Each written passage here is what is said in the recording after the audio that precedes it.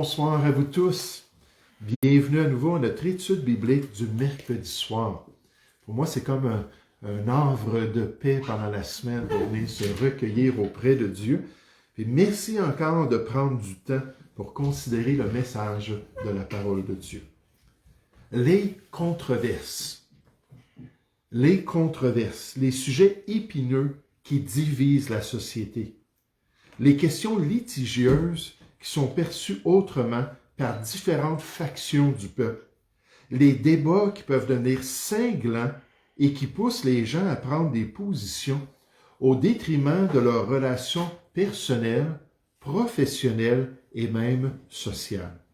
Les controverses, il y en a toujours eu parmi les hommes, depuis le commencement de l'humanité.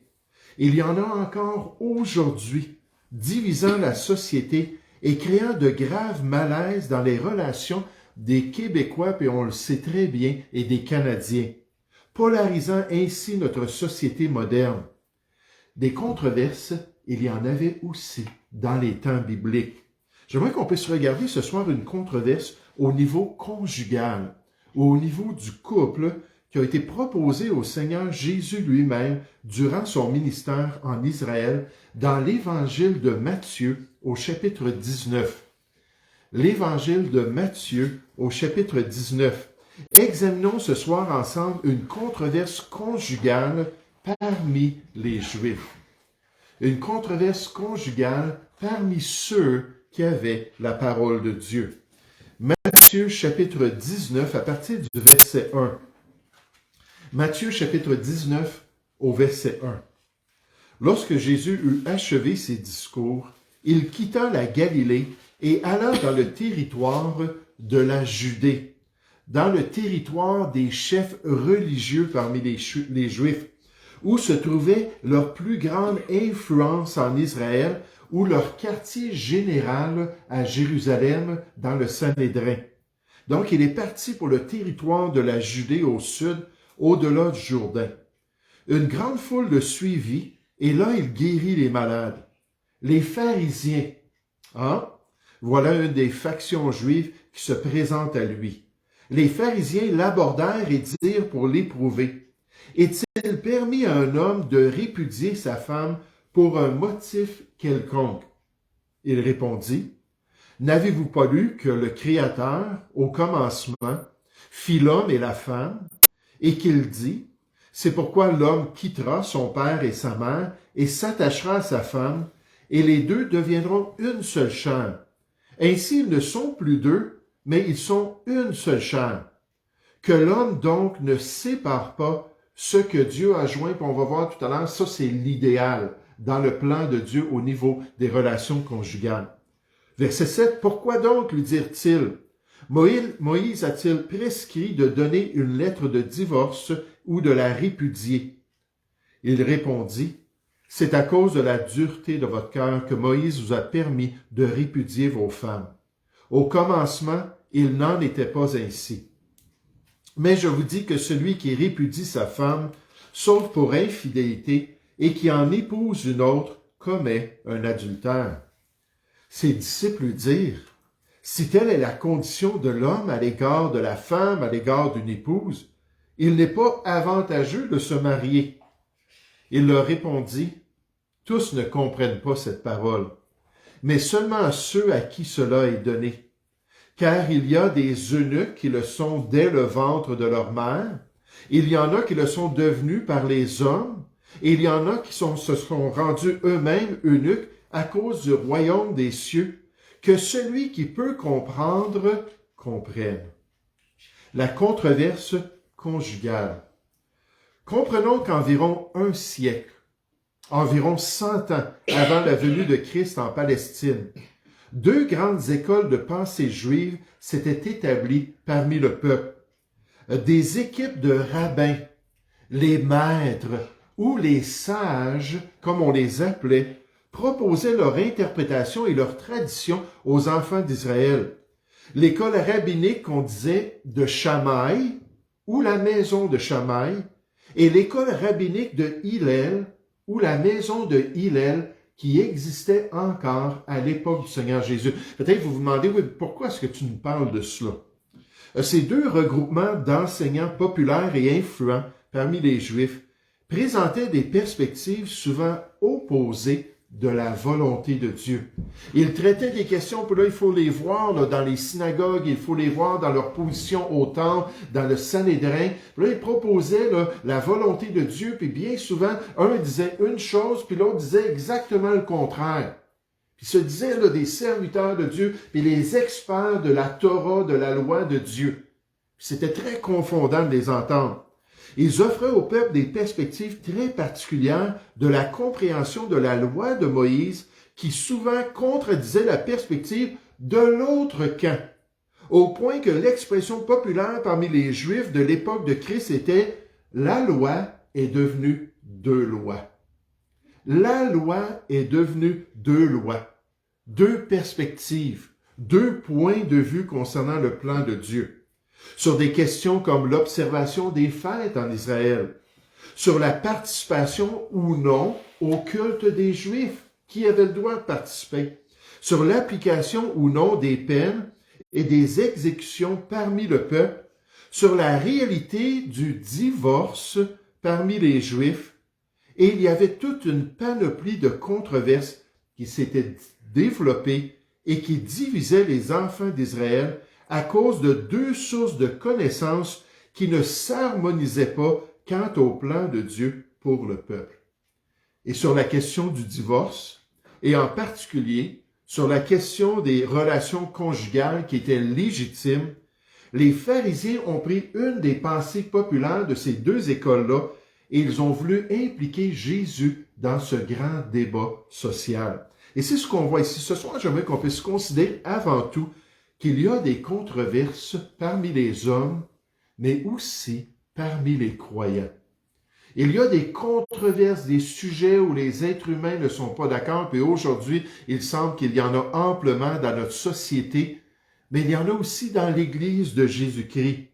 Qu'il y a des sujets et des applications de la parole de Dieu qui vont être différents dans la vie des enfants de Dieu. Des fois, qui vont être totalement opposés dans la perspective des chrétiens, qu'on n'arrivera pas toujours aux mêmes conclusions quant à la volonté de Dieu dans notre marche avec le Seigneur, qu'il va y avoir des tensions et possiblement des problèmes entre chrétiens à cause de nos positions particulières. Ce soir, j'aimerais vous inviter, avant de revenir dans Matthieu 19 et regarder le texte, à tourner dans Romains chapitre 14. Romains chapitre 14, alors que Paul est en train d'écrire à l'Assemblée à Rome pour essayer de régler certains des problèmes qu'il y avait entre chrétiens. Là, je spécifie des chrétiens, des gens sauvés, des personnes qui connaissent le Seigneur et qui connaissent sa parole. On n'arrive pas toujours aux mêmes conclusions. On n'arrive pas toujours aux mêmes perspectives. Ça peut développer des controverses entre nous. Dans Romains chapitre 14, on nous dit au verset 1. Romains 14, 1. Accueillez celui qui est faible dans la foi et ne discutez pas les opinions et possiblement même des controverses. Si ça prend un certain entrain entre les chrétiens et une certaine ampleur, ça peut devenir des controverses. On donne deux exemples. Tel croit pouvoir manger de tout. Voilà un des sujets puis une des positions qui divisaient les chrétiens à Rome. Tel autre, qui est faible, ne mange que des légumes. Maintenant, pensez à ça. Un mange de tout et il le fait pour le Seigneur. Il peut aller au marché, il peut acheter de la viande, il peut acheter différentes choses. Puis dans le verset 6, on nous dit qu'il a une bonne conscience devant Dieu parce qu'il se dit tout a été créé par Dieu, puis je veux manger tout ce que le Seigneur nous a donné pour qu'on puisse en jouir. Puis là, il va pratiquer cela. Puis là, un autre, d'après ce passage-là, va se limiter à des légumes. Il va être plus végétarien. Puis au verset 6, on nous dit « Et il le fait pour le Seigneur ». Deux positions qui sont très différentes et ces chrétiens-là de bonne conscience devant Dieu vont le faire pour le Seigneur. Verset 3. « Que celui qui mange ne méprise point celui qui ne mange pas. » Oh, comme ça prend de la maturité en face de nos différences, puis en face des controverses entre chrétiens. Et que celui qui ne mange pas ne juge point celui qui mange, car Dieu l'a accueilli, même s'il mange de tout. Qui es-tu, toi, qui juges un serviteur d'autrui? Hein? C'est pas ton serviteur, c'est le serviteur du Seigneur. S'il se tient debout ou s'il tombe, cela regarde son maître. Mais il se tiendra debout car le Seigneur a le pouvoir de l'affermir et de lui permettre d'accomplir sa volonté. Tel fait une distinction entre les jours. Un autre exemple de perspective différente. Et tel autre les estime tous égaux, que chacun, et là c'est la responsabilité, ait en son esprit une pleine conviction. Il faut faire nos devoirs. Il faut examiner ce qui est agréable au Seigneur. Éphésiens 5 au verset 10. 1 Thessaloniciens 5, 21 nous dit d'examiner toutes choses, de retenir ce qui est bien, de s'abstenir de ce qu'on pense que le Seigneur ne veut pas dans notre vie. Mais des controverses entre de bons croyants. Il faut être conscient de cela en tant que chrétien. Il faut être sur nos gardes de peur de réagir envers ces distinctions personnelles, ces perspectives variées de la volonté de Dieu. Il faut marcher humblement et avec une bonne attitude, même si nous ne sommes pas tous sur la même longueur d'onde. Nous ne sommes pas tous d'accord concernant la volonté de Dieu. Maintenant, ce soir, j'aimerais qu'on puisse revenir dans Matthieu chapitre 19, avec cette perspective de la controverse particulière, puis aussi de comprendre que nous aussi, en tant que chrétiens, on peut comprendre la question conjugale de différentes manières, puis d'être prêts là, à se respecter mutuellement. Mais recherchons la meilleure source pour nos perspectives. Je pense que c'est ça qu'on voit ressortir du passage. Qu'en tant que chrétien, il faut chercher la meilleure source pour comprendre la volonté de Dieu, les meilleurs enseignements concernant la volonté de Dieu, les meilleures interprétations du manuel de vie qui nous permet de développer en tant que chrétien, puis en tant qu'Église, un même sentiment, un même amour, une même âme et une même pensée. Philippiens 2 au verset 2. Et plus qu'on s'approche de la parole de Dieu, plus qu'on se tourne vers des gens qui sont honnêtes et qui suivent fidèlement la parole de Dieu, plus qu'on va arriver à des conclusions similaires. Mais si on écoute Pierre Jean-Jacques sur Internet, on ne porte pas attention à la sincérité de la personne, puis à quel genre d'interprète il est de la parole de Dieu, comme les pharisiens qui arrivent avec cette perspective d'une des deux écoles pour pouvoir piéger Jésus. Puis Jésus, lui, qui se tourne vers la parole de Dieu puis qui nous donne la bonne perspective, mais si on ne fait pas attention, on n'arrivera jamais à une certaine unité et à un certain respect dans nos différences. Mais regardez dans notre passage biblique, quand je pense à cela, il y a plus d'une source d'influence sur nos pensées, nos perspectives en tant que chrétiens. Puis il faut trouver celle qui est la plus fidèle à la parole de Dieu, la plus en accord avec le texte biblique. Puis plus on va le faire, plus on va être en mesure de bien suivre la volonté de Dieu pour notre vie. Puis c'est pour ça que quand les gens me disent que pour eux, choisir une église, ça n'a pas d'importance. Ça n'a pas d'importance quel genre de dénomination. Ça n'a pas d'importance quel genre d'enseignant. Je me souviens, on travaillait avec un jeune couple, mon épouse et moi, qui avait quitté notre assemblée. Moi, je l'avais formé dans le Seigneur, puis on s'entendait très bien, mais il y a eu une division, il y a eu un scandale dans l'église. Il est parti. Puis là, il a commencé à assister dans une assemblée. Puis là, je prenais les informations qui venaient des messages du pasteur. Puis je disais, est-ce que c'est correct ce que le pasteur a dit au sujet de cette question biblique-là? Il dit non, pas du tout. J'ai dit, mais là, cette autre question-là qu'il a traitée, là, est-ce que le passage était vraiment dans son contexte? Il dit non, pas du tout. Puis tout ce qu'on a regardé, une dizaine de points, pas pour attaquer cet ouvrier-là du Seigneur, pour le faire réaliser que si un pasteur est prêt à malmener les Écritures comme ça, est-ce qu'on veut vraiment amener notre famille sous son enseignement? Et finalement, non, mais ils ont beaucoup de monde à l'école du dimanche. Non, ils ont des ministères qui s'occupent des personnes âgées. Puis là, il y avait toutes sortes d'autres raisons. Puis je disais, c'est important de choisir une église qui démontre une fidélité envers la parole de Dieu, qui veut vraiment suivre sincèrement. Puis imaginez là les apôtres et le peuple juif qui sont auprès du Seigneur Jésus, qui entendent son interprétation qui était parfaite. Celui qui était toujours en harmonie avec la pensée de Dieu, celui qui suivait parfaitement la volonté de son Père céleste et qui comprenait sciemment le plan de Dieu pour les relations conjugales en grand contraste avec les traditions qui étaient populaires parmi les Juifs. Là, c'est là qu'on va arriver à cette compréhension-là. Regardez dans Matthieu, chapitre 19, au verset 1. Matthieu 19, au verset 1. Lorsque Jésus eut achevé ses discours, il quitta la Galilée et alla dans le territoire de la Judée, au-delà du Jourdain. Une grande foule le suivit, et là, il guérit les malades. Là, il a continué son ministère pour atteindre les brebis perdues d'Israël. Les pharisiens l'abordèrent et dirent pour l'éprouver, « Est-il permis à un homme de répudier sa femme pour un motif quelconque? » Là, si on avait demandé ça aux Juifs du 1er siècle, à cette époque-là, il y en aurait un qui disait, « Oui, mais la maison d'Hillel nous dit ça. » Puis l'autre aurait dit, « Oui, mais la maison de Shammai nous dit cela. » Là, ils se seraient obstinés sur la question. Fait que là, eux, ils n'ont pas pris position, les pharisiens, mais ils ont dit, « Toi, là, Jésus, dans quel camp te places-tu? » C'est certain que si tu te places dans le camp de l'école rabbinique de Shammai, tu vas avoir une partie de la population contre toi. Puis si tu te places dans le camp de Hillel, tu vas avoir une autre partie de la population. C'était pour le piéger qu'il faisait cela. Puis les deux grandes écoles de pensée avaient des perspectives totalement contradictoires sur ce qui était une relation conjugale qui était légitime. Ils arrivaient avec une perspective totalement opposée. Verset 4. Il répondit, « N'avez-vous pas lu que le Créateur? » Laissons faire les pensées de l'homme. Laissons faire les différentes traditions des anciens.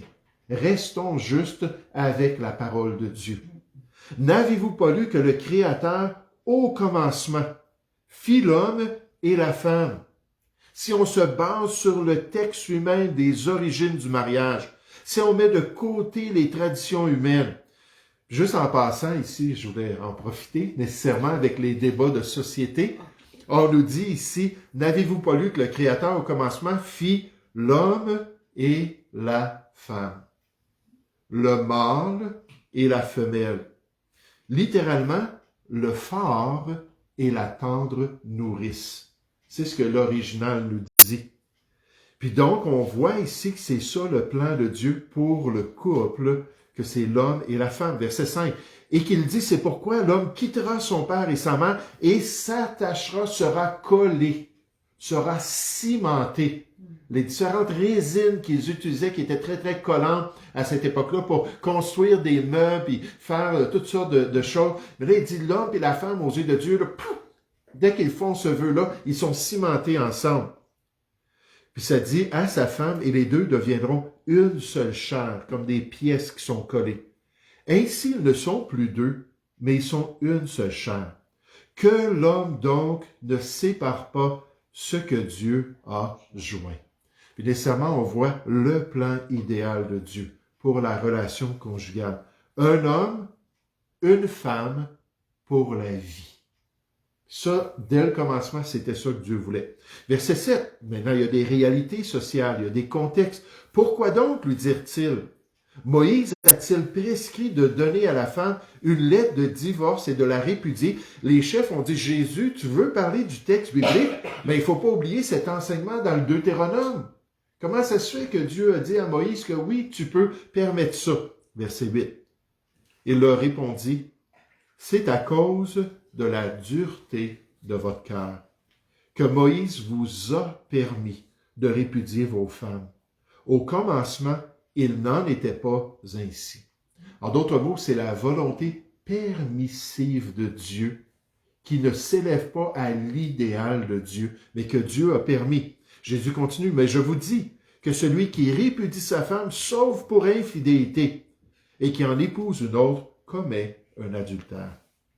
En tant que chrétien, est-ce qu'on recherche les meilleures sources pour nous guider dans la volonté de Dieu? Est-ce qu'on se place sous les meilleures influences spirituelles pour nous amener à avoir une perspective équilibrée du plan de Dieu? Est-ce qu'on valorise tellement la vérité du Seigneur qu'on s'assure de la comprendre et de la mettre en pratique le plus possible selon la révélation de la parole de Dieu? Cherchez quelques passages avec moi, juste pour regarder cette importance. La première épître à Timothée, au chapitre 4. Et les passages qu'on va regarder, c'est pas étonnant, se trouvent dans les épîtres pastorales. Les épîtres où on remet des instructions à ceux qui sont des grands enseignants dans l'Église de Jésus-Christ.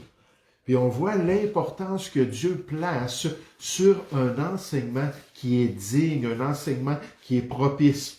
Et c'est pour ça qu'en tant que pasteur, quand j'entends tout ce qui est écouté par les chrétiens sur Internet, les différentes personnes que les chrétiens côtoient, puis même des pasteurs, puis des gens dans le ministère, puis là que j'apprends les détails, puis que je considère quel genre de manière qu'ils traitent la parole de Dieu, 2 Pierre 3,16, ils tordent le sens des Écritures, dans 1 Thessaloniciens 2,11, attendez, non, je me trompe de référence, mais ça dit qu'il falsifie le message de Dieu. Et là, je vois des chrétiens qui écoutent ça, je me dis, ils n'arriveront pas à la maturité chrétienne, à une perspective équilibrée. Mais c'est important ce qu'on voit ce soir. 1 Timothée chapitre 4 au verset 6. En exposant ces choses au frère Timothée, en tant qu'enseignant dans l'Église de Jésus-Christ. Puis ici, ces choses, c'est la parole prophétique du Seigneur. Dans les versets précédents, on nous parle des derniers temps. On nous parle de ce qui va se produire au niveau de ceux qui se disent croyants. Puis la séduction des derniers temps. Il dit, si tu exposes ces choses, tu seras un bon ministre de Jésus-Christ, un bon serviteur dans l'Église, nourri des paroles de la foi et de la bonne doctrine que tu as exactement suivi. C'est ce qu'on doit se poser comme question. Je veux aller à cette église-là, puis je vais écouter, puis je vais prendre le temps. Je recommande 6 mois. 6 mois pour parler ensemble, 6 mois pour entendre les messages, puis ainsi de suite. Puis on devrait faire ça n'importe où. Puis là, se poser la question, est-ce que c'était correct? Est-ce que le pasteur traite correctement le message de Dieu? Puis d'analyser ça, puis si c'est pas le cas, ben, je reste pas là. Parce que c'est ma santé spirituelle, c'est mon raisonnement biblique qui va être affecté, puis je vais aller ailleurs. Regardez juste le verset 7. On dit « repousse les contes profanes et absurdes ». Commence pas à enseigner toutes ces fabulations-là. Commence pas à t'attarder sur toutes ces idées-là qui sont même pas bibliques, puis qui font partie des pensées humaines. Dans le chapitre 5, 1 Timothée chapitre 5, on a dit au verset 17, 1 Timothée chapitre 5 au verset 17, on nous dit que les anciens, puis dans les Écritures, anciens, évêques, conducteurs, pasteurs, bergers, ce sont tous des synonymes pour le ministère chrétien, que les anciens qui dirigent bien, qui font un bon travail, soient jugés dignes d'un double honneur. Surtout, parce que là, c'est l'impact le plus important. On peut avoir des anciens qui sont impliqués dans la musique, des anciens qui sont impliqués dans les finances, des anciens qui sont impliqués dans le ministère d'autobus, dans toutes sortes de choses. Là, il dit, s'il y a un ancien qui doit bien diriger, c'est surtout à ceux qui travaillent à la prédication et à l'enseignement, qui prêchent et qui enseignent convenablement. Et ça, c'est des gens qu'on devrait valoriser dans l'œuvre de Dieu. Cherchez la deuxième épître à Timothée. Deuxième épître à Timothée au verset 15.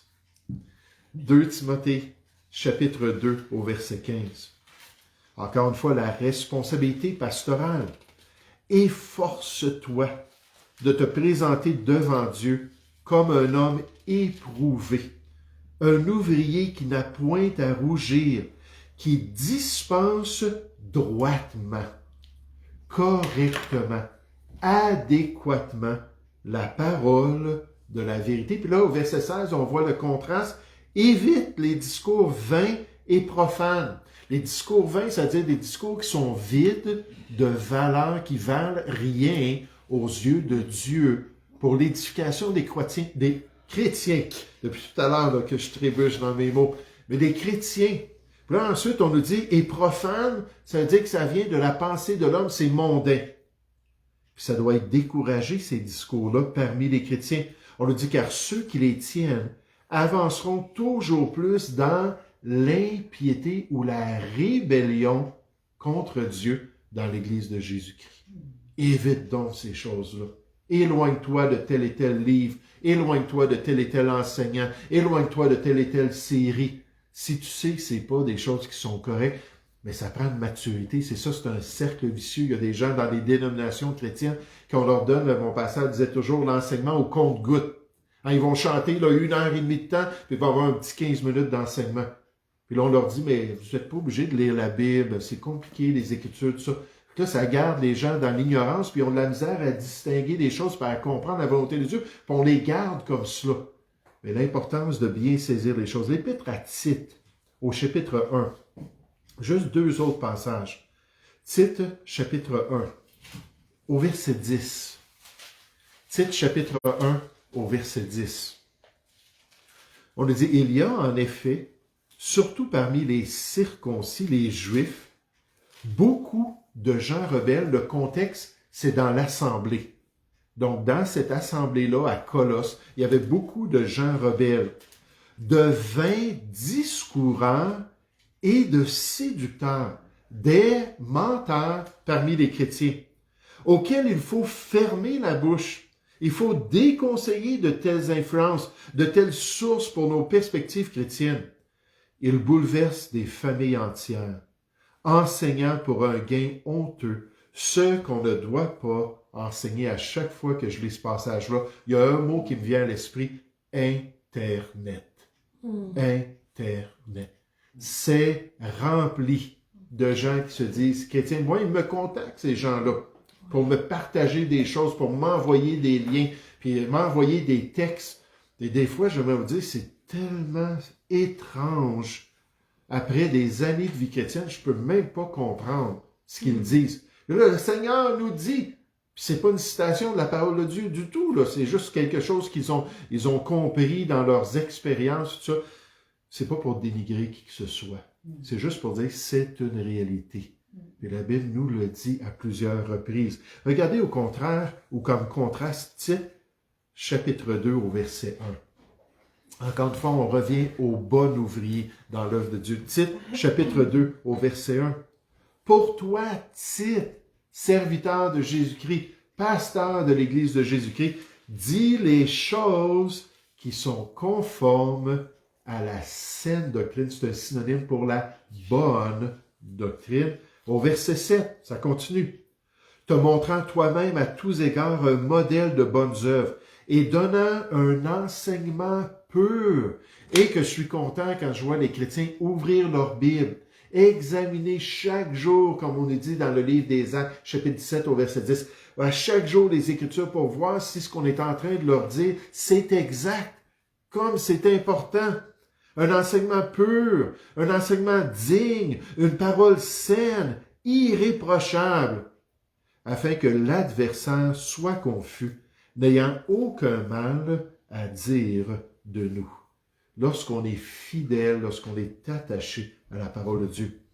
Étant imparfait, mais cherchant à être le plus possible fidèle à tout le conseil de Dieu, à tout l'enseignement des Écritures. Les controverses existent même parmi les croyants. Il faut être conscient de cela.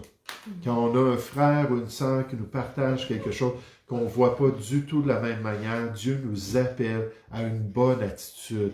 Dieu nous appelle à nous humilier. Seigneur, tu vas lui ouvrir l'intelligence. Seigneur, tu vas lui montrer ce qu'il doit comprendre. Dans 2 Timothée 2,25, on nous dit qu'en tant que pasteur, on doit être affable pour tous, propre à enseigner, affable, c'est-à-dire avoir une bonne attitude dans l'espérance que Dieu va leur montrer la réalité, puis va leur permettre de se détourner de l'erreur dans laquelle ils ont été plongés par le malin, par le père du mensonge.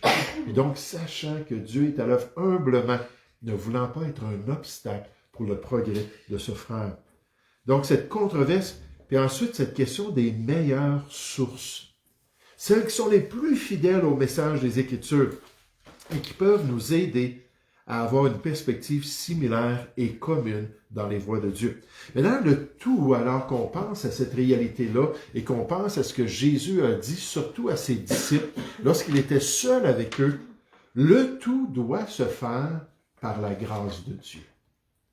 Le tout dans ce processus d'examen, ce processus d'analyse, ce processus de chercher la face de Dieu, d'essayer de comprendre pourquoi un croit ça, un autre croit une autre chose. Le tout doit se faire par la grâce du Seigneur. Grâce à son intervention dans nos cœurs et dans nos consciences. Grâce au renouvellement progressif de notre intelligence par l'œuvre et le ministère de la parole de Dieu. Grâce à cette croissance dans la sanctification du Seigneur, alors qu'on marche fidèlement dans ses voies. Regardez Matthieu chapitre 19 au verset 10. Ses disciples, Matthieu 19, 10, ses disciples lui dirent, « Si telle est la condition de l'homme à l'égard de la femme, il n'est pas tant avantageux de se marier. Si on ne peut pas se divorcer pour n'importe quelle raison, comme l'affirmait en gros surtout l'école rabbinique de Hillel, la maison de Hillel. Tu arrives, tu sors de ta tente, et tu vois une femme plus belle que ton épouse passer. Ah, voilà la raison pour me divorcer.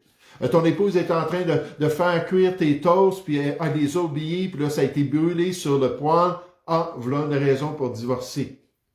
L'école de Hillel, c'était n'importe quoi. Trouve-toi une excuse, on va approuver ton divorce. Puis là, eux, ils sont habitués à voir ça comme étant, wow, la liberté totale de l'homme, parce qu'il va décider de ses relations. Mais si on ne peut pas mettre fin légitimement au mariage selon nos pensées et nos perspectives, je me demande, les apôtres disent, si on devrait vraiment se marier. C'est un peu ça leur pensée. Verset 11. Il leur répondit, tous ne comprennent pas cette parole. Tous ne saisissent pas cet enseignement, cet idéal du Seigneur pour la relation conjugale, mais seulement ceux à qui cela est donné, nécessairement par le Seigneur, par son illumination, par son œuvre dans nos cœurs. Car il y a des eunuques qui le sont dès le ventre de leur mère, peut-être une stérilité à la naissance, une défectuosité génétique, puis ils naissent, puis ils peuvent pas avoir de relation, ils peuvent pas procréer, ils peuvent pas avoir un couple normal. Il y en a qui le sont devenus par les hommes, par exemple pour servir un sultan ou pour servir un roi dans les harems. Il fallait que les gens soient castrés puis qu'ils soient des eunuques. Ou il y en a qui se sont rendus eux-mêmes eunuques à cause du royaume des cieux. Des frères et des sœurs dans le Seigneur qui ont décidé de servir Dieu sans distraction. Comme 1 Corinthiens chapitre 7 le présente Paul, il dit, moi là, je vous suggère, dans toute cette question-là du mariage, divorce, remariage, toutes ces choses-là, je vous suggère d'être comme moi. Puis d'être célibataire, vous ne serez pas distrait de prendre soin de votre mari ou distrait de prendre soin de votre épouse. Vous allez être totalement libre de pouvoir servir le Seigneur. Puis là, Paul a dit, mais chacun reçoit de Dieu l'appel que Dieu a pour lui. Mais il dit, quand je regarde ma vie, je vois que je suis plus actif et plus impliqué à cause que j'ai pas cette relation-là. Puis là, Jésus termine en disant que celui qui peut comprendre, comprenne. Pour saisir et comprendre la volonté de Dieu dans notre vie, nous devons dépendre de lui et de son esprit, qui nous fut donné l'esprit de Dieu, afin que nous connaissions les choses que Dieu nous a données par sa grâce. 1 Corinthiens 2 au verset 12. C'est l'Esprit de Dieu qui utilise sa parole. C'est l'Esprit de Dieu qui utilise le manuel d'instruction de la vie chrétienne. C'est lui qui nous permet de saisir, c'est lui qui nous permet de mieux comprendre. Donc quand on s'approche de la parole pour qu'elle soit vivante et efficace, il faut dire, Esprit de Dieu, enseigne-moi. Seigneur, montre-moi, que veux-tu que je fasse? Puis de dépendre. Puis plus qu'on va grandir en grâce, plus qu'on va progresser spirituellement, Romains 12, on s'offre à Dieu sur l'autel du sacrifice pour saisir la volonté de Dieu, mais plus que le Seigneur va pouvoir nous exposer sa vérité et son enseignement alors qu'on dépend de lui. Et plus on va être en mesure de comprendre le plan de Dieu pour notre existence. Alors, qu'est-ce qu'on apprend ce soir? Comme vous avez peut-être remarqué, je ne me suis pas arrêté sur la question qui a été posée au Seigneur Jésus. Je ne voulais pas développer cela ce soir, mais je voulais juste voir le contexte dans lequel ça s'est produit, qu'est-ce qui arrivait dans la société de l'époque et surtout quel privilège on a d'entendre la version de Jésus sans la tradition des pères. sans avoir plein d'autres choses d'ajouter à la parole de Dieu, puis juste pouvoir aller à la bonne source en dépendant de Dieu pour pouvoir saisir le plan de Dieu. Mais qu'est-ce qu'on apprend ce soir? Qu'il va toujours y avoir des différences entre bons chrétiens. L'idéal, c'est de pouvoir grandir, Philippiens 2.2, puis d'avoir de plus en plus une unité dans nos croyances, mais il va toujours y avoir des distinctions. Puis il faut être humble en face de ça. Dieu a pourvu des sources dans l'Église pour nous guider. C'est ça l'importance de choisir une bonne Église, puis un bon enseignant ou des bons enseignants qui sont basés sur la parole de Dieu. Puis dernièrement, son esprit est présent pour ouvrir notre intelligence, pour nous permettre de comprendre, même dans ces situations puis dans ces sujets-là qui sont plus difficiles dans la parole de Dieu. Puis c'est ce qu'on devrait désirer de tout cœur pour la gloire de Dieu et pour avoir de l'unité dans l'Église de Jésus-Christ. On va prier ensemble. Merci Père Céleste pour le Seigneur Jésus. Merci pour ce privilège de voir la parole de Dieu faite chair, de pouvoir avoir ta perspective, de pouvoir comprendre ta vision des choses, de pouvoir s'éloigner de toutes ces traditions humaines qui souvent se contredisent et souvent vont changer à travers l'histoire. Un décret est donné une telle année, un autre décret une autre année. Un concile se prononce d'une telle manière dans un siècle et un autre concile dans un autre siècle. Une déclaration papale va être prononcée par l'autorité et l'autre autorité, quelques générations après, va la contredire. Père Céleste, merci que nous avons ta parole et merci que nous avons l'Esprit même qui a inspiré ton message et qui est là pour nous permettre de connaître, de comprendre, de saisir, d'appliquer et de grandir dans tes voies. Aide-nous à être désireux de connaître ta volonté et de tout faire, Seigneur, pour pouvoir faire les bons choix et de pouvoir t'honorer sur cette terre. Seigneur, nous te prions au nom du Seigneur Jésus. Amen. Amen.